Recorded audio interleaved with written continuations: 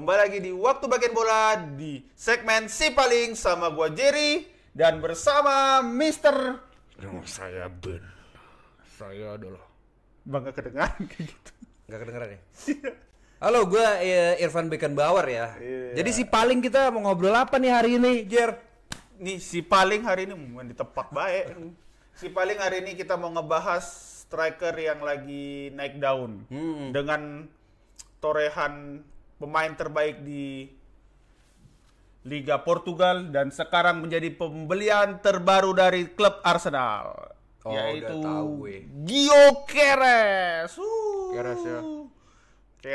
Keres. Jadi Victor Gyökeres ini memang lagi hangat diperbincangkan ya. Diperbincangkan. Apalagi per hari ini kita syuting dia sudah debut dengan Arsenal ya. Ya, sudah debut dan dia ini sangat ditunggu-tunggu kapabilitas dalam bermain serta kualitas. Betul. Ya. Dan apakah kuantitas gol yang pernah dia cetak di Liga Portugal bisa kembali dicetak di Arsenal nih? Iya, gitu. karena kedatangan Gyökeres ini sebagai bentuk transformasi dalam sebuah tim. Karena Arteta sangat membutuhkan striker ya kan. Iya, dan kita tidak akan basa-basi lagi ya, karena kita akan memberikan fakta-fakta tentang Victor Gyökeres. Oke. Mungkin lu dulu yang pertama. Oke, yang pertama gua. Victor Gyökeres sebagai pemain bola yang berkualitas pada saat ini tidak bisa lepas dari dukungan keluarga. Nah, hal ini dibuktikan dari pelatih pertama dia, Bang. Oh iya, siapa Pelatih tuh? pertama dia adalah Steven Gyökeres. Dia Pubapa. Oh, bapaknya sendiri. Bapaknya sendiri, Iya. karena bapaknya sendiri juga mantan pemain sepak bola di tahun 80-an gitu. Oh. Di Liga Swedia. Jadi bapaknya ini melihat dia punya anak ini, wah potensi bagus ini. Ya kan dia latih dari usia muda, dari klub SSB kecil di sana ya kan. Dari usia 5 tahun dilatih dan dibentuk menjadi seorang striker yang bagus ya kan. Iya. Gitu. Berarti darah sepak Darah bola sudah sudah mengalir ya dari iya. bapaknya ya. Darah itu deras mengalir dalam Iya. diri dia. Darah itu merah nih jenderal. Gitu kan, kayak gitu kan. Iya. Jadi memang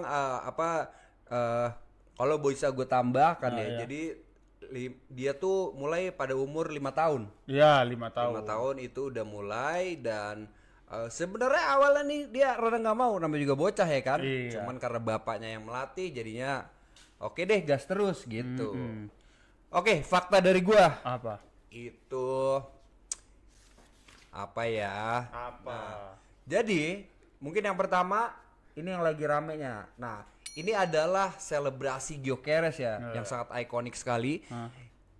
Ini tuh sebenarnya adalah dari salah satu musuh Batman. Kalau di film Batman Dark Knight Rises itu namanya Bane.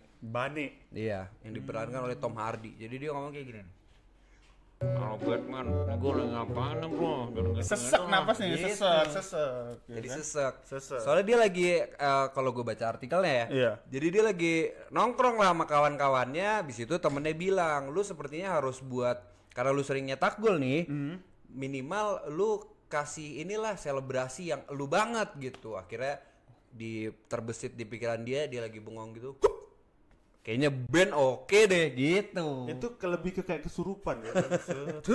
Kan terbesit. Tapi emang bener ya Bang ya, kalau kita jadi pemain bola, di luar dari skill dan kemampuan kita juga harus punya selebrasi yang unik. Iya. Dulu kalau kita tahu Pierre Aubameyang, Iya. kita baru-baru naik, dia tiba-tiba suka banget salto depan terus pakai topeng. Iya, Apa itu topeng. topeng? Atau Nani yang tiba-tiba salto capoeira. Iya. Itu kan ikonik banget. Nah, di sini Gyökeres selain menunjukkan kualitas, dia menunjukkan juga nih, orang pasti ngeh sama gua. Bocah-bocah di Liga Portugal kadang kalau kita lihat highlightnya kayak gini ke depan gitu. Iya pasti. Bukan karena selebrasi, bau Ya. Atau mungkin lagi COVID juga ya. Iya, lagi COVID, Iya, lagi lagi social COVID distancing ya kan. Nah, Tapi memang kalau soal selebrasi ya, gue belum pernah nemu nih selebrasi yang bisa membuat satu dunia tuh bergemuruh gitu. Ya itu selebrasinya siunya Ronaldo sih sebenarnya. oh iya, Ronaldo aja punya khas loh. Iya punya khas dia. Punya khas loh, dan itu mau bikin kita apa ya? Kita tahu nih, siu Ronaldo tuh semua dari yang olahraga sepak bola sendiri sampai olahraga lain untuk melakukan selebrasi. Iya sih. Iya kan? gitu. Tapi siunya Ronaldo kira-kira apa ya? Kambing, apakah anjing atau Oh, sio. Ini tikus sawah. Tikus sawah ya. Tikus sawah. Gue kirain biawak god. Oke. Tidak perlu berpanjang-panjang lagi. Iya. Kita lanjut. Fakta selanjutnya. Fakta selanjutnya dari gua, dia ini adalah Brighton product. Produk Brighton ya. Ya, Brighton ini klub sebagai supermarketnya Chelsea. Ya kan? Gyökeres. Waduh, Kan biar ini, Oh, biar support. biar support ya. Sebagai klub kaget gue. Ketawa. Ya, sebagai supermarketnya Chelsea ini Gyökeres salah satu produknya lah. Dia diperuntukkan di Brighton itu sebagai tim U23. U23. U23. Nah, dia di situ bersama Ben White ya kan dan teman-teman yang lain. Dan selama di Brighton dia dikit penampilannya dan dia banyak dipinjemin di San Pauli, di Swansea City. Dia banyak di situ tuh bermain. Kalau di San Pauli di Liga Jerman ya kan. Terus di Swansea juga di Championship bermain. Terus setelah itu nggak langsung ke klub gede. Main lagi di Championship, dipermanenkan oleh Derby County. Mungkin saya ralat Coventry City. Oh, Coventry City ya. Iya, Oke, itu. Sorry. Terus Di Coventry City, nah dia di situ menunjukkan bang, dia mencetak gol cukup banyak selama 2 musim, yang akhirnya dia pindah ke Sporting Lisbon, dipermanenkan lagi untuk 5 tahun dan di Sporting di musim pertamanya 5 bulan berturut-turut menjadi pemain terbaik liga. wah itu ya berarti memang perjalanan dia untuk menjadi striker yang top tier tuh panjang, Panjang, instan. nggak instan. Iya. Di era sekarang pemain muda, terus talenta muda, tuh harganya lagi meningkat. Iya. Ya kan? Kita lihat pembelian pemain sekarang harganya udah Di luar nalar ya. Di luar nalar, dia meniti karir dari titik nadirnya sampai ke titik puncaknya. Ya kan? Tapi gue salutnya adalah dia dari Swedia, habis itu dia ke Brighton gitu kan dengan harapan gue pengen masuk tim seniornya gitu kan. Iya. Malah dipinjem-pinjemin. Tapi dia itu tidak patah arang ya ketika sudah di Coventry City juga akhirnya mencetak banyak gol, dilirik lah sama Portugal gitu. Di lu lagi adakah? Oke, fakta selanjutnya kita kembali ke Gyökeres muda ya. Iya. Jadi sebelum di Brighton dia tuh pada umur 16 tahun, dia tuh akhirnya masuk ke sepak bola profesional. Nah. Dia gabung klub pro bernama Bromma Pochkarna. Bromma Pochkarna Iya, itu daerah Stockholm situ lah ya kan, Swedia. Nah, jadi pada saat itu pelatihnya itu Olof Mellberg namanya, dia bilang sebenarnya pada awalnya ketika si Gyökeres ini datang, dia ini bermainnya seperti winger. Oh, sayap ya. Iya, seperti sayap dia. Tapi akhirnya pola permainannya diubah sama dia untuk menjadi striker murni sampai sekarang gitu. Jadi klub tersebut itu merupakan salah satu akademi paling bagus lah di Swedia gitu. Kayak di sini kan mungkin ada ya Asiop dan lain-lain gitu ya. Kalau ini akademinya bagus dan melahirkan beberapa nama yang kita kenal.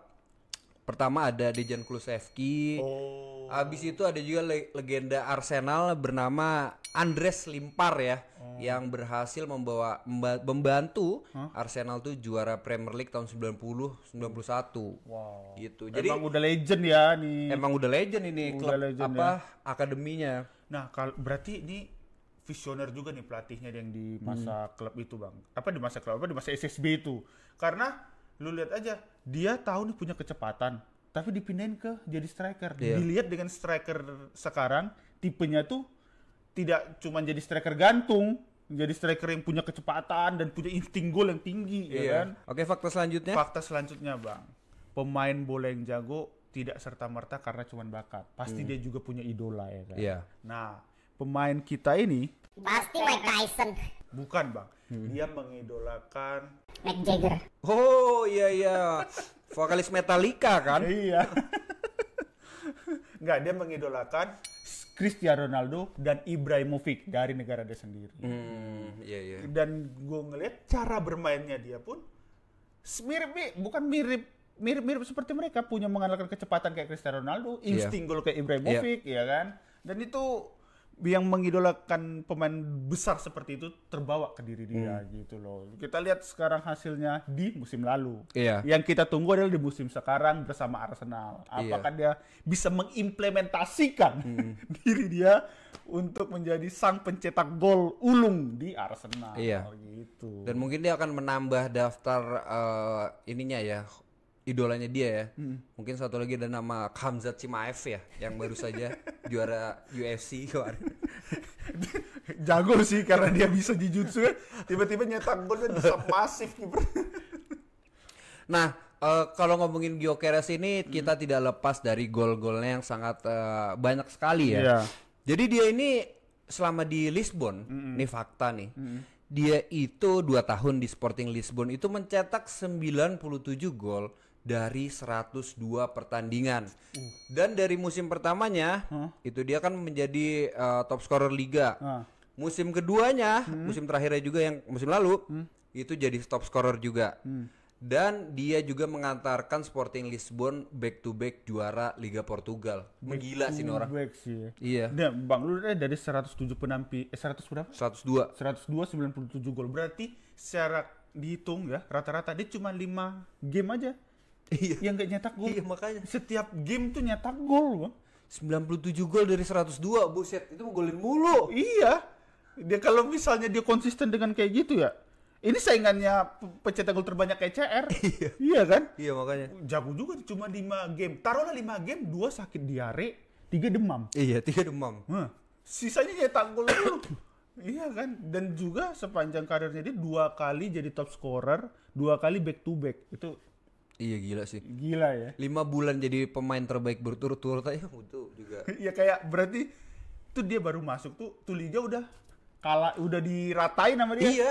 Udah selesai tuh liga, udah diratain. Dan tadi di Coventry pun juga kayak gitu, dia jadi salah satu pemain kuncinya untuk menghantarkan Coventry itu posisinya bagus lah, walaupun nggak ini ya, nggak promosi ya, tapi bagus gitu. Nah itu makanya dia ini berarti sudah layak dan sepantasnya untuk menjadi striker yang tajam. Iya. Nah kita meminta nih Bang Mikel Arteta. Iya. Iya kan, lebih memanfaatkan lagi nih, ya kan, selama ini dia pakai false nine. Nah, Gyökeres nih udah dapat loh. Iya sih harusnya. Soalnya kalau kita nggak usah ngomongin pertandingan, soalnya kan ini kan videonya mungkin tahun depan ada yang nonton lagi kan. Iya. Nah dan mungkin tambahan terakhir ya, Iya. ini adalah lu udah 3 kan? Udah. Gua udah 3 juga. Jadi dia itu debut bersama timnas Swedia itu pada 8 Januari 2019. Itu timnas senior. Tim senior. Dan dia memang meniti karir di timnas senior itu dari U19. U19 ya. Iya. Dan sekarang tuh menjadi tumpuan Swedia lah bersama Isak Tangis Newcastle United. Isak Tangis. Sama Kulusevski kan masih ada. Oh dia orang Swedia ya? Iya, Bang. Iya, Bang, Kulusevski sebelum Gua kira orang ini ya, gua kira orang Kroasia. Iya, Kulusevski gitu kan. Iya. Kulusevski orang Swedia, Bang. Oke. Dan juga Apa? dia katanya ada turunan, Bro. Oh iya. Turunan mana dia? Dia turunan Hungaria. Oh, Dari iya. dia punya kakek, terus kasih merantau kan Iya. ke Swedia. Nah, makanya bapaknya main di Swedia. Iya. Kakeknya tuh merantau dari Hungaria ke Swedia. Sebenarnya dia bisa ada kesempatan bagi Soboslai untuk temenan sama dia ya di timnas. Cuman mohon maaf Soboslai karena Alexander Isak Tangis Newcastle United lebih mendapatkan kesempatan bermain bersama Victor Gyökeres. Itu makanya. Oke teman-teman, inilah kita pembahasan tentang Victor Gyökeres. Buat teman-teman yang lain pengen ngasih tahu siapa nih pemain bola yang mau dibahas, coba isi komen di bawah. Sekian dari gua, Jerry Di Stefano dan juga Irfan Bin. dadah.